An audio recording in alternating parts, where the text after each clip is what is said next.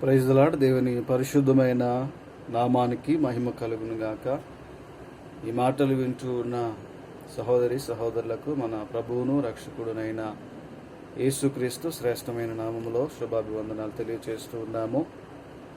ఈ ప్రత్యేకమైన ఈ సమయంలో దేవుని వాక్యములో నుంచి ఒక మాటను మీకు చూపించాలని మరి ప్రభు చేత ప్రేరేపించబడుతున్నాను. పరిశుద్ధ గ్రంథములో నుంచి 2వ సమూయేలు గ్రంథము 3వ అధ్యాయము 1వ వచనం. 2వ సమూయేలు గ్రంథము 3వ అధ్యాయము 1వ వచనము.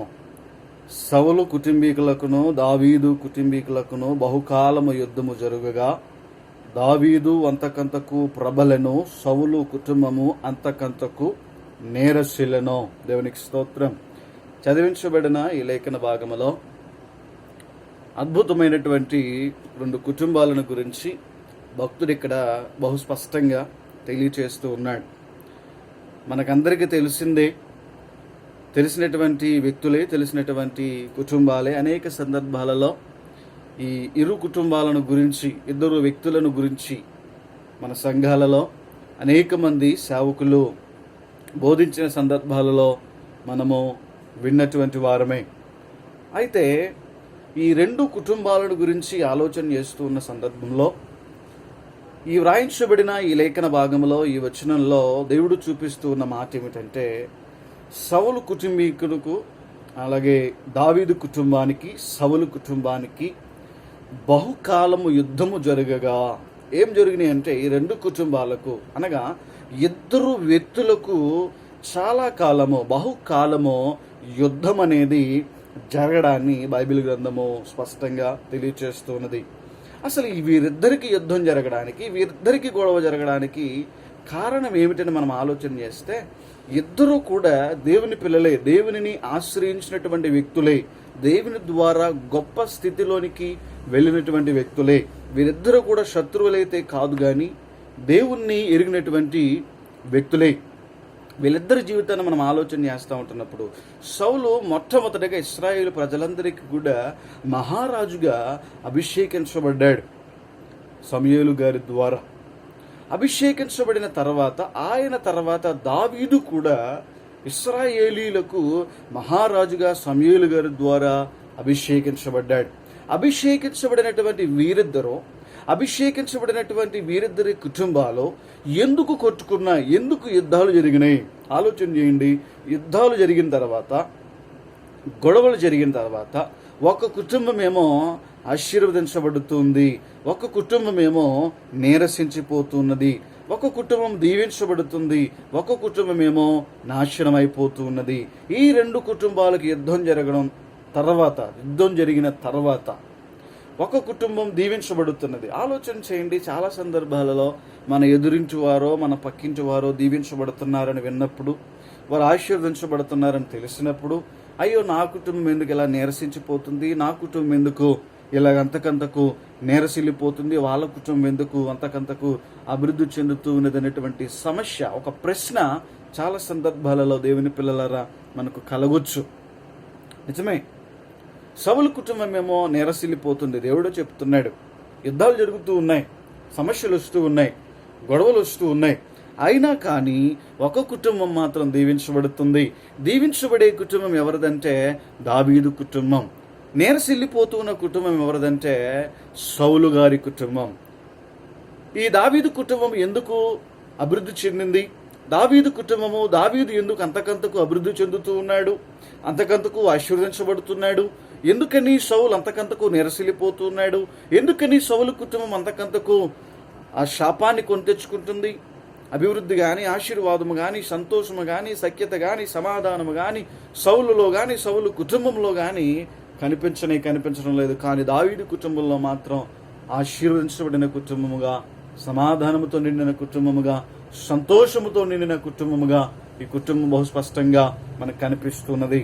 ఎందుకని ఇలా జరిగిందని మనం ఆలోచన చేస్తే ఇద్దరు కూడా దేవుని ఆశ్రయించిన వ్యక్తులే, ఇద్దరు కూడా దేవునికి ప్రార్థన చేసిన వ్యక్తులే, ఇద్దరు కూడా దేవుని చేతిలో వాడబడుతున్నటువంటి వ్యక్తులే, ఇద్దరు కూడా దేవుని పక్షముగా, ఇశ్రాయేలీల పక్షముగా శత్రువులను హతమార్చుతున్నటువంటి వ్యక్తులే. అయినను ఒక కుటుంబం మాత్రమే దీవించబడింది. ఒకవేళ ఆలోచన చేయండి, అందరూ దీవించబడుతున్నా కానీ నువ్వు ఒకవేళ అక్కడే ఉంటున్నావేమో, అందరూ దీవించబడుతున్నా కానీ ఒకవేళ నువ్వు ఎక్కడ ఉన్న గొంగలు అక్కడే ఉన్నట్టుగా నువ్వు నీ జీవితం కనిపిస్తున్నదేమో, వ్యాపారంలో అభివృద్ధి లేదేమో, ఆత్మీయతలో అభివృద్ధి లేదేమో, సంసార జీవితంలో అభివృద్ధి లేదేమో, సంతోషం లేదేమో, నెమ్మది లేదేమో, సమాధానం లేదేమో. వీటన్నిటికీ కారణం ఏమిటి?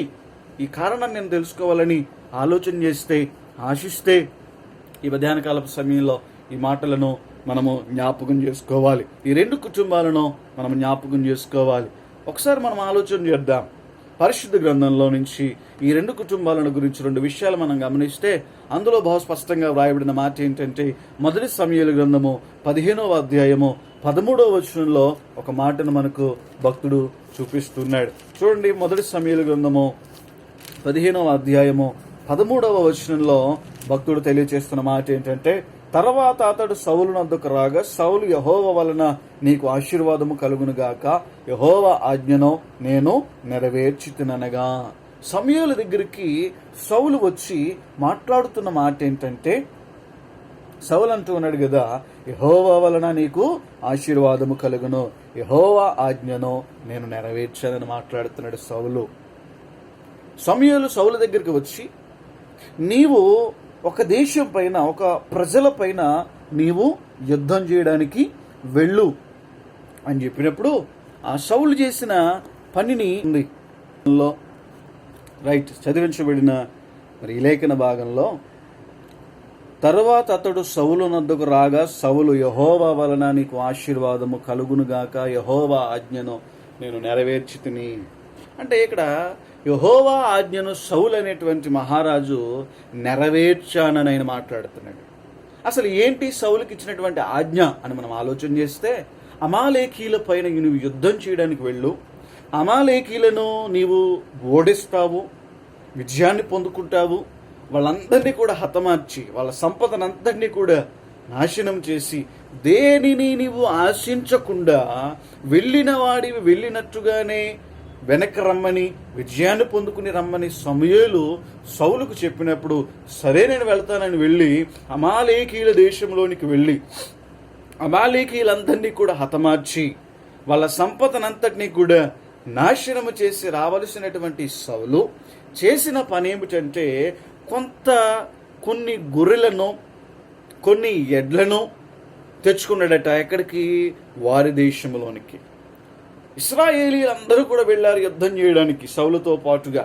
అమాలేకీలను దేవుడు చెప్పినట్టుగానే ఓడించాడు. ఓడించిన తర్వాత వచ్చి ఆ సౌలు దగ్గరికి నిలువబడి సమూయేలుతో చెబుతున్న మాట, యెహోవా ఆజ్ఞను నేను నెరవేర్చాను. అంతకంటే ముందు సమూయేలుతో దేవుడు చెప్పిన మాట ఏంటంటే, సౌలు నన్ను అనుసరింపక వెనుక తీసిన ఆజ్ఞలను గైకొనకపోయెను గనుక అతనిని రాజుగా నిర్ణయించినందుకు నేను పశ్చాత్తాపపడుతున్నాను అంటున్నాడు దేవుడు. దేవుడు చెబుతున్న మాట ఏంటంటే సమూయేలుతో, సౌలు నన్ను అనుసరించకుండా వెనుక తీసి నా ఆజ్ఞలను గైకొనకపోయెను గనుక అతనిని రాజుగా నియమించినందుకు ఏమంటున్నాడు దేవుడు ఇక్కడ? నేను పశ్చాత్తాపపడుచున్నా. దేవుడు బాధపడతా ఉన్నాడట. రాజుగా ఎన్నిక చేసినందుకు, సౌలు ఆ యెహోవాను అనుసరించకపోయినందుకు, దేవుని మాటను నిర్లక్ష్యం చేసినందుకు, తనకు నచ్చినట్టుగా యుద్ధం చేసినందుకు, తనకు నచ్చిన వాటిని తీసుకొచ్చినందుకు, శపితమైన వాటిని తీసుకొచ్చినందుకు దేవుడు ఏం చేస్తాడో తెలుసా? పశ్చాత్తాపడుతున్నాడట, బాధపడుతున్నాడట. ఈ రోజున చాలా సందర్భాలలో మన ప్రవర్తనను బట్టి కూడా దేవుడు బాధపడుతూ ఉంటాడు. మన ఆలోచనలు బట్టి దేవుడు బాధపడతాడు. మన తలంపులను బట్టి దేవుడు బాధపడతాడు. దేవుని పిల్లల, మన చూపులు సరిగా లేవు, మన ఆలోచనలు సరిగా లేవు, మన వస్త్రధరణ సరిగా లేదు. క్రైస్తవులమని పేరును కలిగి ఉన్నటువంటి మనము సోషల్ మీడియాలో ఎంత యాక్టివ్గా ఉంటున్నామనేటువంటి విషయాన్ని మనం గమనిస్తే, మనం నిజముగా దేవుడిని అనుసరిస్తున్నామా లేదా లోకాన్ని అనుసరిస్తున్నామా ఒకసారి ఆలోచన చేయండి. సౌలు చేసిన పని ఏంటంటే దేవుడిని అనుసరించడం మానేసి తనను తాను అనుసరించడం ప్రారంభించుకున్నాడు. అందుకే దేవుడు అంటున్నాడు, నేను పశ్చాత్తాపడుతూ ఉన్నాను, నేను బాధపడుతున్నాను, అతనిని నేను రాజుగా అభిషేకించినందుకు, ఎన్నుకున్నందుకు నేను బాధపడుతున్నా. సహోదరులు వినండి, మనం ఎవరిని అనుసరిస్తున్నాం? మనం లోకాన్ని అనుసరిస్తున్నామా? ఒకడు లోకమంతయు సంపాదించుకుని తన ప్రాణము పోగొట్టుకుంటా వానికి ఏమి ప్రయోజనం అంటున్నాడు ఆయన. నేను క్రీస్తును పోలి నడుచుకున్న ప్రకారము మీరును నన్ను పోలి నడుచుకుని అన్నాడు అపొస్తలుడైన పౌలు. అట్లాంటి మాటలు మనం చెప్పగలమా? చెప్పలేం. మనము దేవుని అనుసరించడం లేదో, మనము క్రీస్తుని అనుసరించడం లేదో మనం క్రైస్తవులమని చెప్పుకుంటున్నాం. క్రీస్తును అనుసరిస్తేనే నీవు క్రైస్తవుడు, క్రీస్తును అనుసరిస్తేనే నీవు క్రైస్తవురాలు అని దేవుని వాక్యం స్పష్టంగా తెలియచేస్తుంది. దేవుడు బాధపడుతున్నాడేమో నిన్ను బట్టి, దేవుడు బాధపడుతున్నాడేమో నన్ను బట్టి. ఒకసారి మనం ఆలోచన చేద్దాం. మనల్ని బట్టి, నన్ను బట్టి, నిన్ను బట్టి ఖచ్చితంగా దేవుడు బాధపడకూడదు. నిన్ను బట్టి నీ భార్య బాధపడకూడదు, నిన్ను బట్టి నీ భర్త బాధపడకూడదు, నిన్ను బట్టి నీ పిల్లలు బాధపడకూడదు, మిమ్మల్ని బట్టి నీ కుటుంబం బాధపడకూడదు, నిన్ను బట్టి సమాజం బాధపడకూడదు. ఆలోచన చేయండి. ఇష్టానుసారమైన జీవితాన్ని జీవిస్తూ ఉన్నటువంటి వారు అనేకులు కనిపిస్తున్నారు. దేవుని పిల్లలారు, దేవుడిచ్చిన శరీరాన్ని పాడు చేసుకునేవారు అనేకులు కనిపిస్తున్నారు. దేవుడిచ్చిన శరీరాన్ని అనేకులకు చూపించుకోవాలని ఆశ కలిగిన వారు పాపపు చూపులతో, పాపపు ఆలోచనలతో జీవిస్తున్న వారు అనేకులు కనిపిస్తున్నారు. ఈనాడు దినాల్లో సోషల్ మీడియాలో టిక్ టాక్ అనేటువంటి వీడియోలు అనేటువంటి పేర్లతో చాలామంది యవ్వనస్తులు, పెద్దవారు సైతం వాళ్ళ టాలెంట్ని ప్రదర్శించుకోవాలనేటువంటి ఆలోచన కలిగి వాళ్ళను అనవసరమైనటువంటి దారులు గుండా వారి ప్రయాణాలని వారు కొనసాగిస్తూ ఉన్నారు. ఆలోచన చేయండి. సౌలు కుటుంబం ఎందుకు నేరసిల్లిపోయిందంటే దేవుని అనుసరించలేదు, ఆయన తన జ్ఞానాన్ని ఆయన అనుసరించాడు. ఆలోచన చేయండి దేవుని పిల్లలారా. దేవుని ఆజ్ఞలను గైకొనలేదట. అలానే అతనిని రాజుగా దేవుడు నియమించినందుకు దేవుడు ఖచ్చితంగా బాధపడుతున్న విషయాన్ని సమూయేలుకు దేవుడు తెలియజేసినప్పుడు సమూయేలు బాధపడతా కోపముతో సౌలుని ఎదుర్కోవడానికి వెళ్ళినప్పుడు సౌలుడు ఎదుర్కొనగానే సమూయేలు అన్న మాట ఏంటో తెలుసా? యెహోవా ఆజ్ఞను నేను నెరవేర్చేసాను అంటున్నాడు ఆయన. నిజమా? యెహోవా చెప్పిందేంటి? సమూయేలు చెప్పిందేంటి?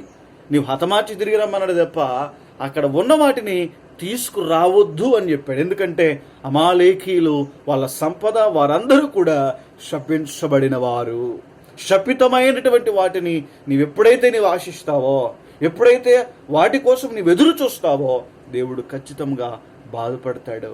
నీలో ఉన్న ఆశీర్వాదాన్ని దేవుడు ఖచ్చితంగా దూరం చేస్తాడు. శపితమైన వాటి వెనుక మనం ప్రయాణం చేయొద్దు, అనవసరమైన వాటి వెనుక మనం వెళ్ళొద్దు.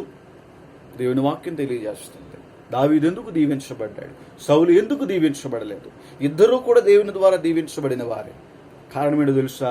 అతను దేవుని ఆశ్రయించలేదు, దేవుని ఆజ్ఞలను గైకొనలేదు, అబద్ధం చెబుతూ ఉన్నాడు. నేను నెరవేర్చానని. అప్పుడు సమూయేలు మాట్లాడుతున్న మాట ఏంటంటే, అలాగైతే నాకు వినబడుతున్నాయి కొన్ని శబ్దాలు, ఎడ్ల రంకెలు ఆయనకు వినబడుతూ ఉన్నాయట. ఆయన చెబుతున్న మాట ఎడ్ల రంకెలు ఆయనకు వినబడుతూ ఉన్నాయి. అలానే ఆయన చెబుతున్న మాటల్లో మనం ఆలోచన చేస్తే గొర్రెల శబ్దాలు మనకి వినిపిస్తూ ఉన్నాయి. యెహోవా ఆజ్ఞను నెరవేర్చానని నీవు మాట్లాడుతూ ఉన్నావు, కానీ యెహోవా ఆజ్ఞను నీవెట్టి పరిస్థితుల్లో నెరవేర్చలేదు. గొర్రెల అరుపుల్లా కనిపిస్తున్నాయి, ఎడ్ల రంకెల్లా కనిపిస్తున్నాయి. అవి ఎక్కడవని అడిగినప్పుడు నీ దేవుడైన యెహోవాకు బలులు అర్పించడానికి జనులు గొర్రెలలోను ఎడ్లలోను మంచి వాటిని ఉండనిచ్చరి, మిగిలిన వాటిని నిర్మూలన చేసిరి. అది ఎంత గొప్పదైనా సరే, అది దేవుడు ఒకసారి శపితమైనది అని ముద్రేసినప్పుడు అది ఎంత మంచిదైనా సరే దేవునికి అవసరం లేదు. దేవుని పిల్లలు, నీలో ఎన్ని టాలెంట్స్ ఉన్నప్పటికీ, నీవెంత గొప్పవాడిగా సొసైటీలో కనిపిస్తూ ఉన్నప్పటికీ చిన్న బలహీనత నీలో కనిపించిందా, నీకు దేవునికి అవసరంలా. ఆ బలహీనతను తీసేస్తే దేవుడు నిన్ను ఉపయోగించుకుంటాడు తప్ప, ఆ బలహీనత మనలో ఉన్నప్పుడు దేవుడు ఖచ్చితంగా మనల్ని ఎట్టి పరిస్థితుల్లో ఉపయోగించుకోలేడు. దేవునికి స్తోత్రం. దేవుని వాక్యం తెలియజేస్తున్న మాటల్లో మనము ఖచ్చితంగా దేవునిని అనుసరిస్తూ దేవుని ఆజ్ఞలను గైకొంటూ ఉన్నట్లయితే దేవుడు ఖచ్చితంగా మనల్ని దీవిస్తాడు, ఆశీర్వదిస్తాడు. రైట్, గమనించండి. సౌలు కుటుంబము నీరసించడానికి, నాశనం అయిపోవడానికి కారణం ఏంటో మనం తెలుసుకున్నాం. ఆయన దేవునిని అనుసరించలేదు, దేవుని ఆజ్ఞలను గైకొనలేదు, అబద్ధం చెప్పాడు. సమూయేలు చెప్పినా కూడా లేదు, నేను దేవుని కోసం తెచ్చాను తప్ప నా కోసం నేను తేలేదని ఆయన చెబుతున్నాడు. గమనించండి, దేవుని ఆజ్ఞను మనము గైకొనాలి. అంటే అందుకనే ఆయన మాట్లాడుతున్నాడు కదా, ఆలోచించము, బలులు అర్పించుట కంటే ఆజ్ఞను గైకొనుటయు పొట్టేళ్ల క్రొవ్వు అర్పించుట కంటే మాట వినుటయు శ్రేష్టము. నువ్వు దేవుని మాట వినాలి. దేవుని మాట వింటేనే అది శ్రేష్టం. బలులు అర్పించవలసిన అవసరంలా, పొట్టేళ్ల క్రొవ్వు అర్పించవలసిన అవసరంలా, నువ్వు బంగారాలు ధనాన్ని తీసుకుని దేవునికి ఇవ్వాల్సిన అవసరం లేదు. కానీ నీవు దేవుని మాట వినిటే అదే శ్రేష్టమట, అదే దేవునికి ఇష్టమట. గమనించండి, దావీదు కూడా తన జీవితంలో రాజుగా అభిషేకించబడిన తర్వాత, ఎన్నిక చేయబడిన తర్వాత ఆయన కూడా పాపం చేసిన సందర్భాన్ని కూడా దేవుడు చూపించాడు. కీర్తనల గ్రంథము 51వ అధ్యాయం 1వ వచనం నుంచి మనం చూస్తే ఆ అధ్యాయం అంతా కనిపిస్తుంది. అలానే 2వ సమూయేలు గ్రంథము 11వ అధ్యాయము 2వ వచనంలో ఒకసారి మనం చదువుదాం. 11వ అధ్యాయం 2వ వచనం. ఒకనొక దినమున ప్రొద్దుగుంకు వేళ దావీదు పడక మీద నుండి లేచి రాజనగరి మిద్దె మీద నడుచుచు పైనుండి చూచుచుండగా స్నానము చేయ ఒక స్త్రీ కనబడెను. ఆమె సౌందర్యవతి అయ్యుండుట చూచి దావీదు దాని సమాచారము తెలుసుకున్నటై ఒక దూతను పంపాను. దేవునికి స్తోత్రం. దావీదు ఏం చేస్తాడట, ఒకనొక దినమున ప్రొద్దుగుంకు వేళ దావీదు పడక మీద నుండి లేచి రాజనగరి మిద్దె మీద చూచుచుండగా బిల్డింగ్ పైకి ఎక్కాడు. అటు ఇటు తిరుగుతున్నాడు, చూస్తా ఉన్నాడు. ఈలోపు స్నానము చేస్తున్న ఒక స్త్రీ ఆమె ఆయనకు కనిపించిందట. ఆమె ఎట్లా ఉండదట, బహు సౌందర్యవతి అయ్యుండుట చూచి దావీదు దాని సమాచారము తెలుసుకున్నాడట. ఎలా ఉందట ఆమె? బహు సౌందర్యవతి. అందం మోస్కరం, సౌందర్యం వ్యర్థం అన్నాడు దేవుడు. చాలా మంది నడిదినాలు అందంగా ఉండడం కోసం, అందంగా కనిపించడం కోసం రకరకాలవన్నిటినీ కూడా వాడుతూ ఉన్నారు, యూజ్ చేస్తూ ఉన్నారు. ఖచ్చితంగా గమనించండి, అందం ఖచ్చితంగా నిన్ను మోసం చేస్తుంది, నిన్ను చూసే వ్యక్తులను కూడా సైతం మోసం చేస్తుంది. అందం మోసం చేస్తుంది. సౌందర్యం వ్యర్థం అన్నాడు దేవుడు. ఎంత అందగత్తెలుగా పిలువబడిన వ్యక్తులు మట్టిలో కలిసిపోయారు. గొప్ప గొప్పగా పిలువబడినటువంటి పురుషులు సైతం మట్టిలో కలిసిపోయారు. అందంగా ఉండాలి, ఎక్కువ కాలం బ్రతకాలనుకున్నటువంటి మైకేల్ జాక్సన్ తొందరలోనే చనిపోయాడు. ఆయన ఎక్కువ కాలం బ్రతకల. ఆయన ఎవరి దృష్టిలోనే ఆయన చనిపోయాడు. కారణం ఏంటో తెలుసా? తన బలాన్ని, తన జ్ఞానాన్ని తన ఆధారం చేసుకుని బ్రతికేయాలనుకున్నాడు. కానీ బ్రతుకునిచ్చేది దేవుడు, మృతమునిచ్చేది కూడా దేవుడే. దేవుని పిల్లల అందాన్ని ఆధారం చేసుకుంటున్నావేమో, పేరును ఆధారం చేసుకుంటున్నావేమో, పేరు ప్రఖ్యాతులను ఆధారం చేసుకుంటున్నావేమో, డబ్బును ఆధారం చేసుకుంటున్నావేమో, ఆస్తిపాస్తులను ఆధారం చేసుకుంటున్నావేమో. లేదు, దేవుని పైన మనం ఆధారపడాలట. మనల పైన మనమే ఆధారపడకూడదు, కానీ దేవుని పైన మనం ఆధారపడినప్పుడు దేవుడు ఖచ్చితంగా మనల్ని దీవిస్తాడు. అందం కోసం ప్రాకులాడద్దు.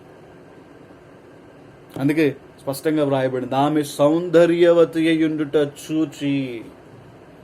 ఆమె అందంగా ఉండడం ఒకటి, రెండవది స్నానం చేసేటప్పుడు ఎలాంటి భద్రత లేకుండా ఆమె స్నానం చేస్తుంది. పైన కప్పు లేకుండా ఆమె స్నానం చేస్తుంది. భద్రత లేదు, శరీరాన్ని గురించిన భద్రత లేదు. ఈనాటి దినాల్లో చాలా మంది సోషల్ మీడియాలో వారి శరీరాలను చూపించుకోవడానికి ఇష్టపడుతూ ఉన్నారు. దేవుని పిల్లలు శరీరాలను చూపించుకోవడానికి ఇష్టపడుతూ ఉన్నారు. ఎంత అందంగా ఉన్నాను, అనేకులను లైక్ చేయాలని, అనేకులను కామెంట్ చేయాలని, అనేకులను షేర్ చేయాలని చెప్పేసి వాళ్ళకి దేవుడిచ్చినటువంటి శరీరాన్ని అనేకులకు చూపిస్తున్నారు. భర్తకు చూపించవలసిన శరీరాన్ని, భార్యకు చూపించవలసిన ఆ శరీరాన్ని, నీ శరీరము దేవుని ఆలయం అని దేవుని వాక్యం తెలియజేస్తుంది. బజార్లో పెట్టేస్తున్నారు శరీరాలను తీసుకెళ్ళి, అందాన్ని చూపించుకోవడానికి ప్రాకులాడుతూ ఉన్నారు. ఇవి చూపించాలని అనుకోలేదు, కానీ జాగ్రత్త కలిగలేదు తన ఎడల. అందుకే దావీదు చేసిన పని ఏంటంటే ఆమెను పిలువనంపించాడు, ఆమెతో పాపము చేశాడు. ఆ సైన్యంలో ఒక సైనికుని భార్య ఈ యొక్క బత్షెబ ఆమె పేరు. అప్పటికి దావీదుకు భార్య ఉంది, కుటుంబం ఉంది. అయినప్పటికీ పరాయి స్త్రీని మోహించాడు. వ్యామోహముతో అందానికి బానిసైపోయి దేవుని కుమారుడు అన్న విషయాన్ని మరిచిపోయి, ఇశ్రాయేలీయులకు రాజుగా ఉన్న విషయాన్ని మరిచిపోయి, కళ్ళు మూసుకుపోయి దావీదు చేసిన పని ఏంటంటే దేవునికి వ్యతిరేకమైన పని చేశాడు. మర్డర్ చేసేసాడు. అతను తన భర్తను చంపించాడు, తన భార్యను మోసం చేశాడు, దేవునిని మోసం చేశాడు, దేవునికి దూరం అయిపోయాడు. దేవునికి ముఖం చూపించలేని భయంకరమైన స్థితిలోనికి దావీదు వెళ్ళిపోయాడు. దేవుని పిల్లలారా గమనించండి, నాతాను వచ్చాడు, ఒక దైవజనుడు వచ్చాడు ఆయన దగ్గరికి. ఏ పాపం చేయలేదు, నేను మంచిగానే ఉన్నానని ఆయన అనుకున్నాడు. కానీ దేవుని సేవకుడిని పంపించి చెప్పిన మాట ఏంటంటే, ఒక స్టోరీ చెప్పాడు. అదంతా మనకు తెలిసిందే. ఒక ఆయనకి చాలా గొర్రెలు ఉన్నాయి, ఒక ఆయనకు ఒకే ఒక గొర్రె పిల్ల ఉంది. చాలా గొర్రెలు ఉన్న ధనవంతుడి ఇంటికి చుట్టాలు వచ్చినప్పుడు, బంధువులు వచ్చినప్పుడు అతని మందలో ఉన్న గొర్రె పిల్లను తీసుకొచ్చి విందు చేయాలి కానీ ఒకే ఒక గొర్రెపిల్లను కలిగి ఉన్నటువంటి పేదవాని గొర్రెపిల్లను తీసుకెళ్లి విందు చేయించాడు, అది కరెక్టా అని చెప్పినప్పుడు దావీదు చెప్పిన మాట ఏంటో తెలుసా? నిశ్చయముగా అతను శిక్షకు పాత్రుడు అని చెప్పాడట. అతను చేసింది తప్పు ముమ్మాటికి, అతన్ని ఖచ్చితంగా శిక్షించాలని నాతానుతో ఈ దావీదు మహారాజు ఆవేశంగా చెప్పినప్పుడు నాతాను చెప్పిన మాట ఏంటో తెలుసా? ధైర్యంగా, ఆ మనుషుడు ఎవడో కాదు, నీవే నాయన. ఎస్, దావీదు చేసింది తప్పే ముమ్మాటికి. ఒకే ఒక భార్యను కలిగి ఉన్నటువంటి ఉరియా భార్యను వత్సెబాను ఈ దావీదు మోహించాడు, ఆమె జీవితాన్ని నాశనం చేశాడు, తన భర్తను హతమార్చాడు, దేవుని ఎదుట దోషిగా నిలబడ్డాడు. దేవుని పిల్లల, దేవుడు కోపడ్డాడు, పశ్చాత్తాపడ్డాడు, దేవుని యొక్క సేవకుని పంపించాడు, నువ్వు చేసింది తప్పు అని చెప్పాడు. అతిక్రమములను దాచిపెట్టుకుని వాడు వర్ధిల్లడు, వాటిని ఒప్పుకుని విడిచిపెట్టి వాడు దేవుని కనికరాన్ని పొందుకుంటాడని దేవుని వాక్యం తెలియజేస్తుంది. మనలో చాలామంది, నాలో అతిక్రమాలు ఏమైనా ఉన్నప్పుడు, పాపం చేసిన వారు నీతిమంతుడు లేడు, ఒక్కడును లేడు, ఖచ్చితంగా దేవుని వాక్యం తెలియజేస్తుంది. అతిక్రమాలు దాచిపెట్టవద్దు, వాటిని ఒప్పుకోవడం మాత్రమే కాదు, విడిచిపెట్టు. కప్పుకోవడానికి ప్రయత్నించొద్దు, వాటిని ఒప్పుకొని విడిచిపెడితే దేవుని కనికరాన్ని మనం పొందుకుంటాం. భార్య ఉండగానే మరొక స్త్రీని వ్యామోహించేవాళ్ళు ఎంతమంది లేరు? భర్త ఉండగానే మరొక పురుషుని వ్యామోహించేవాళ్ళు ఎంతమంది లేరు? అనేకులు ఉన్నారు, వారి జీవితాలను నాశనం చేసుకుంటున్నారు. భర్త అక్రమ సంబంధం పెట్టుకున్నాడని చెప్పేసి ఆత్మహత్యలు చేసుకున్న భార్యలు అనేకులు ఉన్నారు. భార్య అక్రమ సంబంధం పెట్టుకుందని చెప్పేసి ఆత్మహత్యలు చేసుకున్నటువంటి భర్తలు అనేకులు ఉన్నారు. వీరిద్దరి గొడవల వలన ఒకరొకరు చచ్చిపోతూ ఉంటే వాళ్లకు పుట్టినటువంటి బిడ్డలు అనాథలైపోతున్నారు. ఏ దిక్కు లేని వారిగా వాళ్లను వీరే తయారు చేసేస్తూ ఉన్నారు. తల్లి లేక తండ్రి లేక ఎంత వేదన పడాల్సిన పరిస్థితుల్లోనికి పిల్లలు వెళ్ళిపోతున్నారో ఒకసారి ఆలోచన చేయండి. క్షణకాలపు సుఖ భోగాల నిమిత్తం పిల్లల జీవితాలను, భర్తల జీవితాలను, భార్యల జీవితాలను పాడు చేయొద్దు. దేవుని వాక్యం తెలియజేస్తుంది.